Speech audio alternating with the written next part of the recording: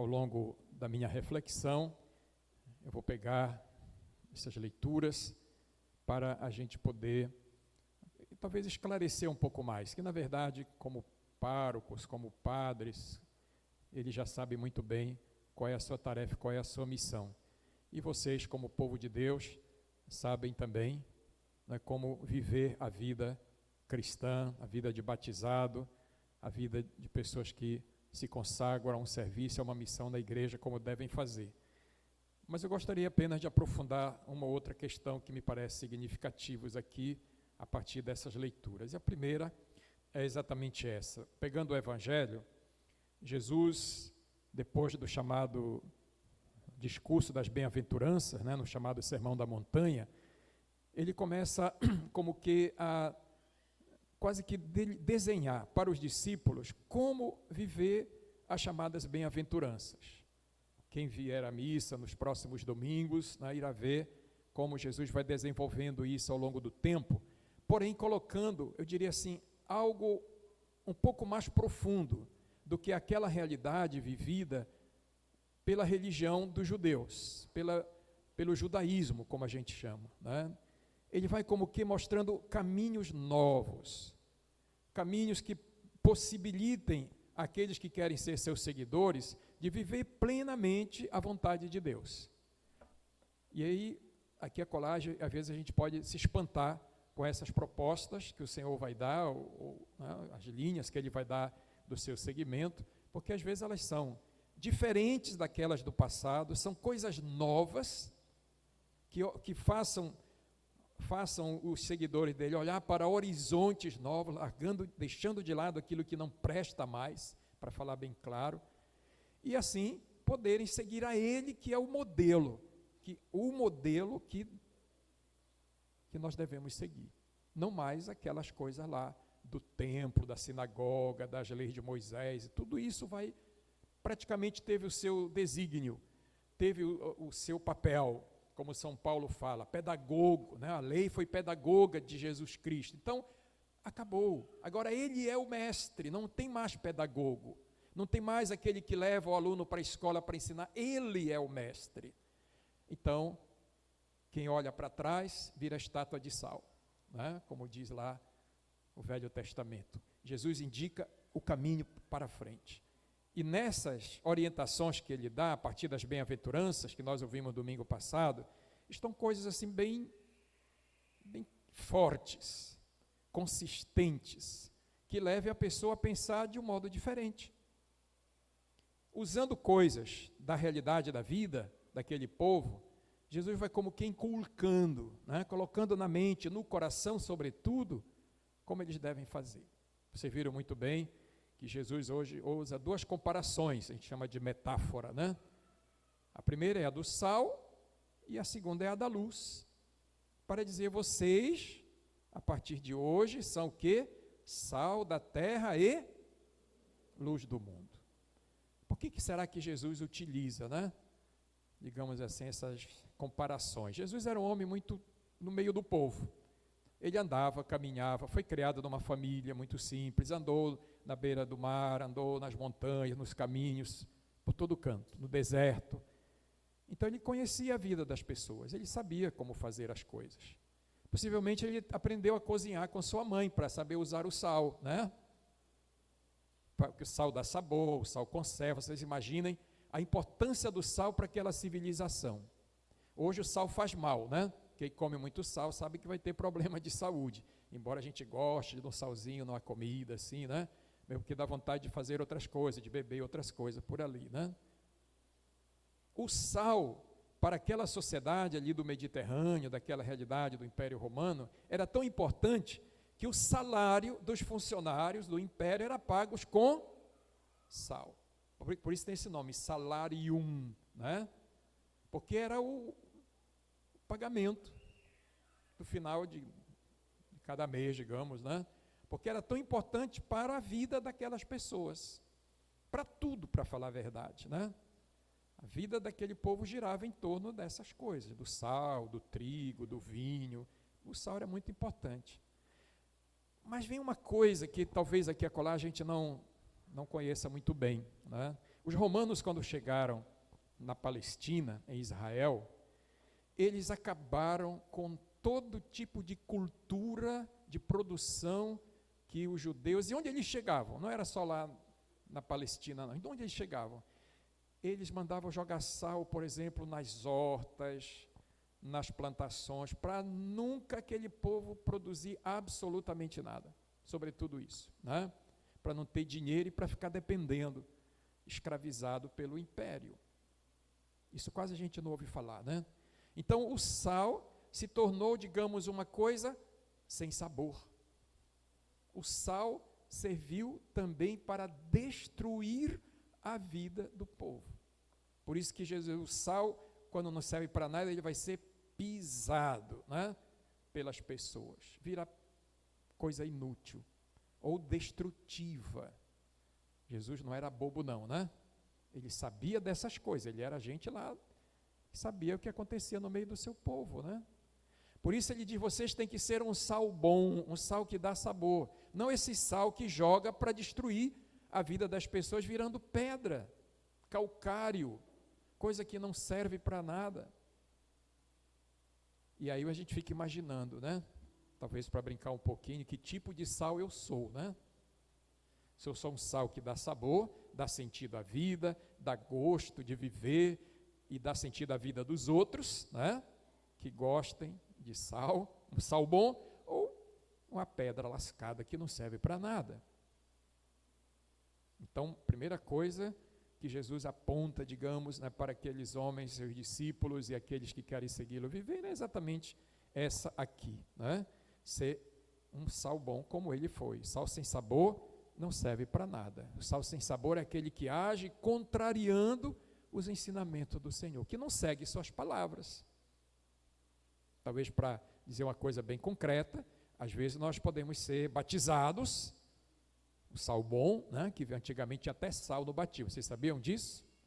Antigamente, né, no meio lá do óleo e outras coisas mais da água, a gente pegava uma pitada de sal, passava na língua do moleque, por isso que eles choravam pra caramba no dia do batismo. Pessoal, a molecada já se acostumar com sal desde ali, né? Hoje é opcional, se quiser passar sal na língua pode passar, mas não é mais obrigatório, né?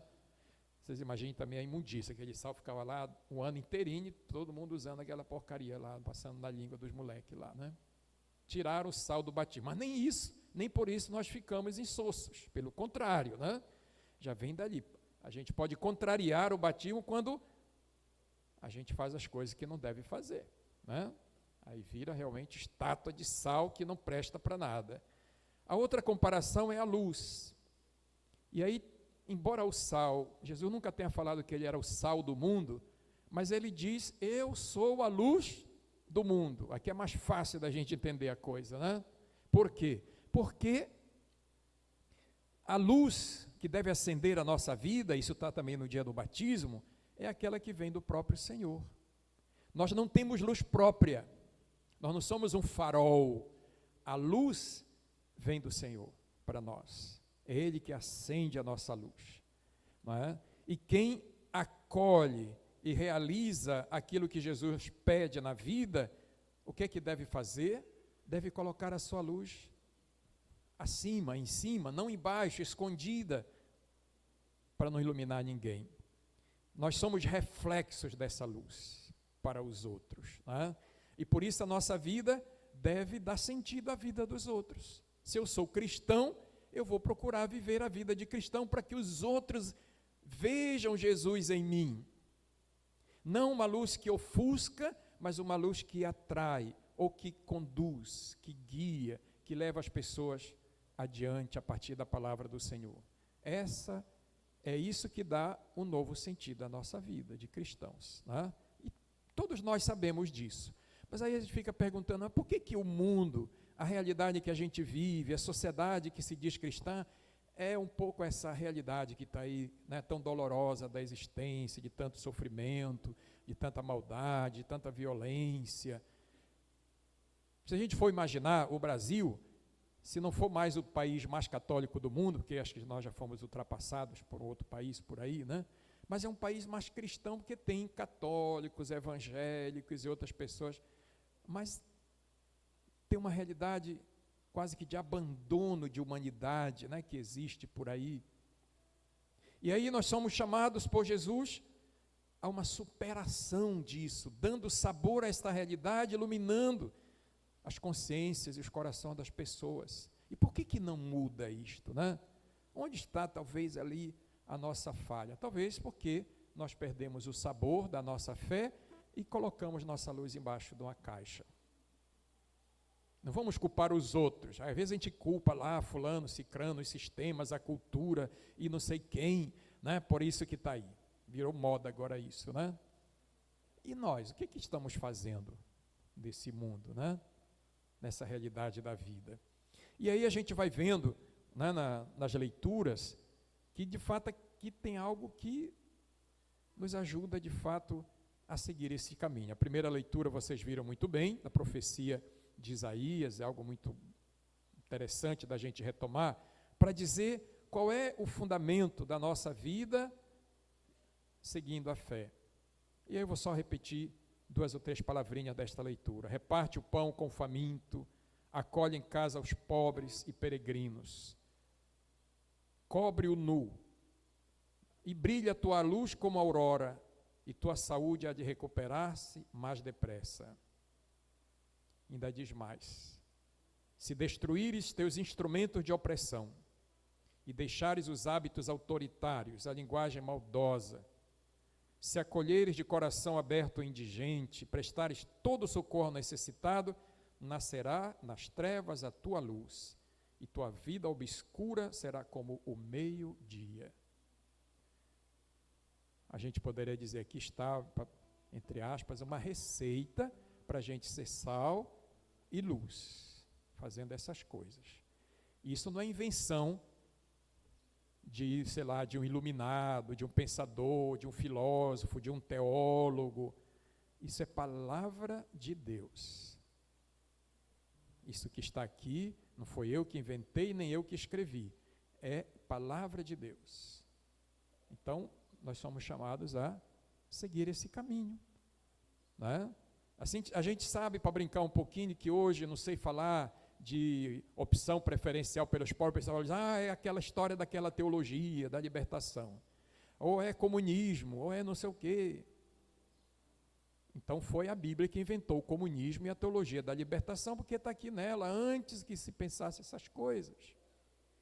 Não precisa fazer opção pelos pobres, ela já é parte da vida. Ou a gente faz isso ou não faz, e não digamos que sejamos cristãos.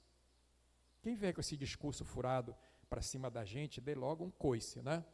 É assim que eu faço às vezes, quando alguém vem, isso aqui é comunismo, é teologia da libertação, eu dou logo um chute, para dizer que não é bem assim, né? Desculpe a palavra meio fora do contexto, mas às vezes vem isso na cabeça da gente, né?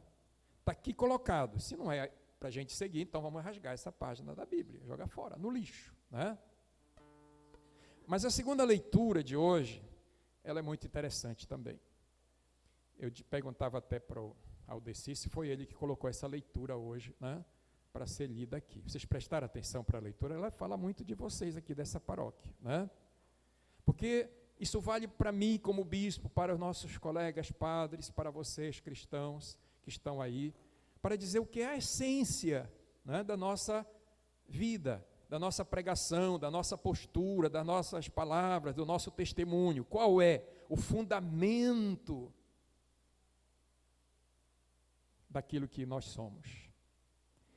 Eu vou repetir essa leitura e vocês depois copiem isso e botem lá na porta da geladeira lá da sua casa, ou então no guarda-roupa de casa. Todo dia vocês vão ler essa leitura aqui, né? Que diz assim: São Paulo, né? Quando fui à vossa cidade, anunciar-vos o mistério de Deus, não recorri a uma linguagem elevada ou ao prestígio da sabedoria humana. O que São Paulo está querendo dizer com isso? Ali havia, naquele mundo onde ele estava vivendo, né, muitos filósofos, pensadores. No mundo judaico havia os grandes teólogos, as grandes escolas, né, do judaísmo. Eles, olha, eu não me valia de nada disso. São Paulo não tinha nenhum título de doutor, de mestre, de qualquer coisa, né? A única academia dele, na verdade, podemos dizer, era a vida, né? O único instrumento da palavra da pregação dele era a palavra de Deus, e não o arcabouço filosófico dos grandes teólogos daquele mundo helênico ali. E ele diz aqui, a única coisa que eu falei para vocês, eu falei de Cristo. A única coisa que é o fundamento e o conteúdo da minha pregação é Jesus Cristo e este crucificado. Vocês imaginem São Paulo fazer essas pregações naqueles lugares ali, quando ele começava a falar de um Deus crucificado, o pessoal mandava ele embora.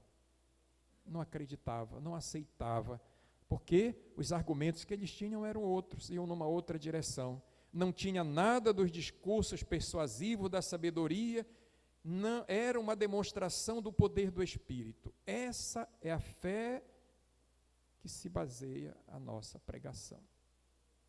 Então aqui está, portanto, irmãos, nas leituras de hoje, podemos dizer uma linha diretiva para a gente seguir. É um norte, é um rumo que a gente tem que seguir para podermos assim viver o nosso papel, a nossa missão. Eles como pároco e vigário e vocês como membros desta paróquia procurarão com certeza colocar na vida tudo isso. E uma última palavra sobre o papel desses nossos irmãos em relação à vida da paróquia e ao trabalho deles aqui, junto com vocês, como pároco e como vigário.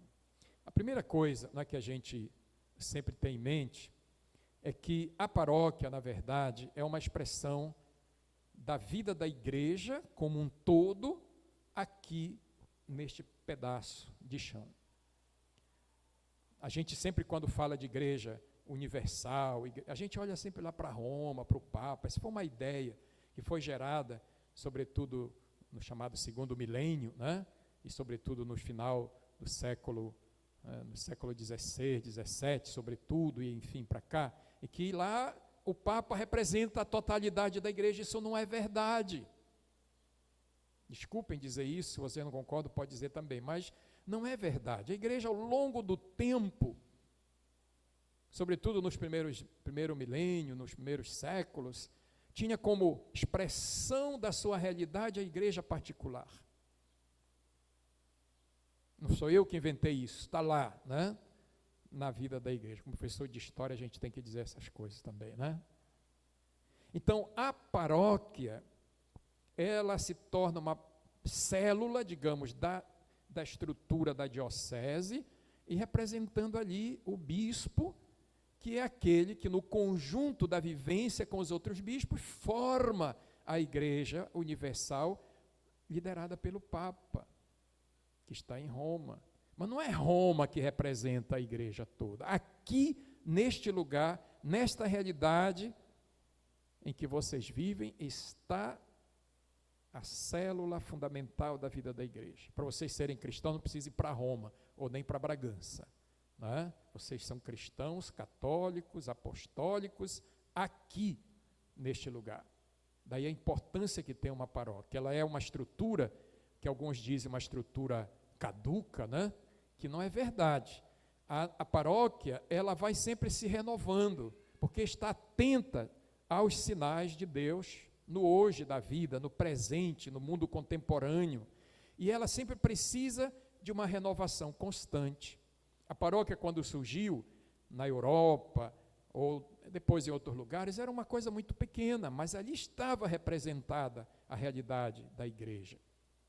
Era só para aquele povinho ali, mas hoje a paróquia é uma realidade muito mais ampla, que toma, digamos assim, toma o aspecto e o rosto da cultura local, da realidade que a gente vive, de toda essa realidade, às vezes, de sofrimento.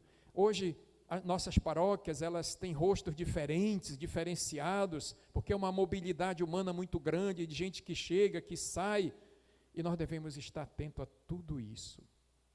O olhar do pastor, o olhar do padre, ele não deixa de perceber nada disso e adequa o seu trabalho e a sua missão a essa realidade humana, sobretudo, mas também social, cultural, econômica, política, que está sendo vivenciada nesse contexto. E aqui eu vou repetir mais uma vez, está a presença da totalidade da igreja.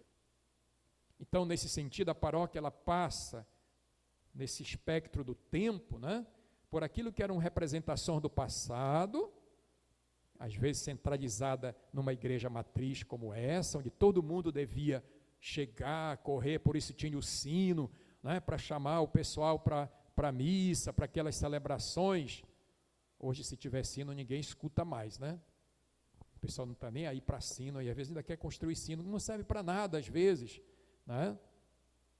Hoje, se a gente não tiver uns aparelhos, uns equipamentos, daquilo que a gente chama cultura digital, para chegar aos lugares mais distantes, a gente não evangeliza.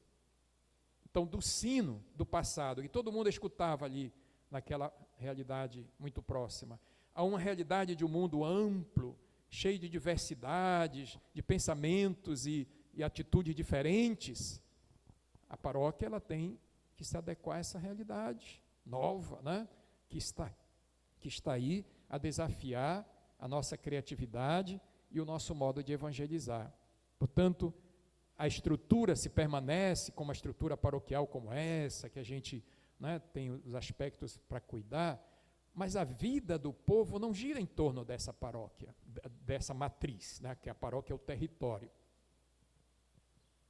Aqui em Bragança a gente tem um exemplo disso, tem paróquias que têm comunidades, 30, 40, 50, até mais de 100 comunidades. Então, nada pode se concentrar mais aqui, neste lugar.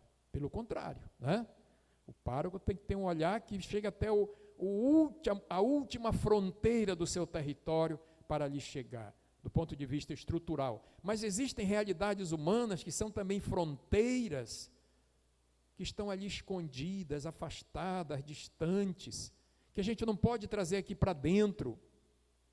Portanto, o pastor tem que ir ao encontro dessas ovelhas.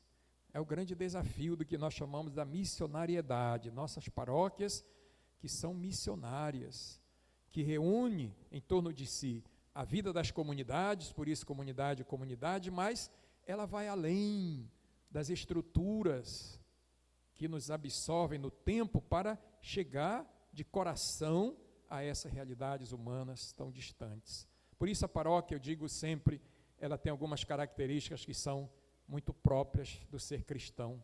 É uma comunidade aberta, é uma comunidade acolhedora, é uma comunidade samaritana que vai ao encontro dos doentes deste mundo em todos os sentidos, é uma comunidade que escuta, por isso ela é sinodal, como a gente diz muito hoje, né? Que vai à raiz mais profunda, que penetra a raiz mais profunda do ser humano para lhe comunicar o Evangelho, para transformar a vida insossa e de trevas, né, deste mundo, de muitos irmãos, numa comunidade de homens e mulheres que deem sabor e novo sentido à vida e sejam luz para iluminar a vida das pessoas. Então, meus irmãos, a paróquia, ela não é do pároco.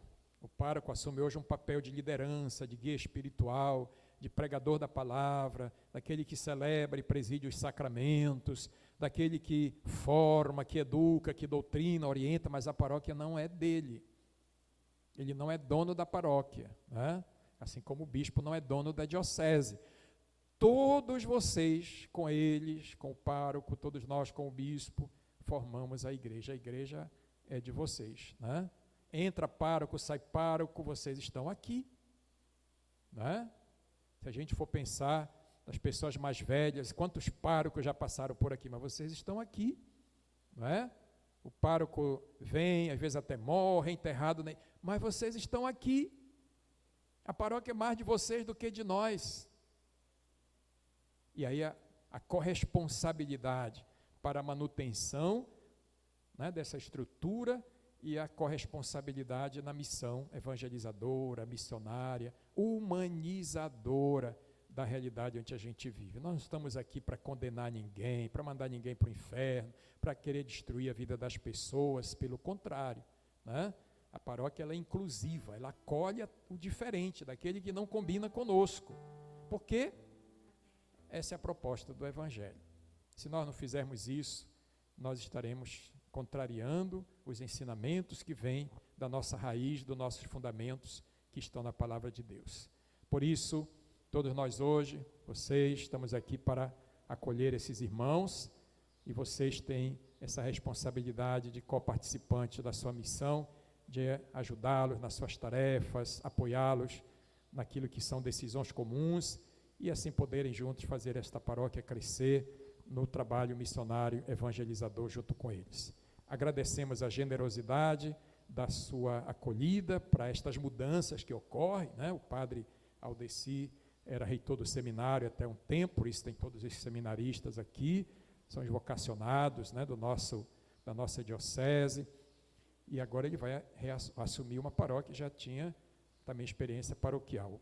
O padre Dalci vem do Nordeste, mas está aqui já há algum tempo entre nós, já trabalhou em outras paróquias, e agora vem trazer a sua experiência para somar e para multiplicar, né, os dons da graça de Deus nele e no padre Aldeci. Então, os párocos, os padres estão entregues para que vocês cuidem dele, assim como ele vai cuidar de todos vocês. Tudo isso seja expressão de nossa gratidão a Deus, de nosso amor à igreja, de realizar esse trabalho e essa missão. Por tudo isso, louvado seja nosso Senhor Jesus Cristo. Para sempre.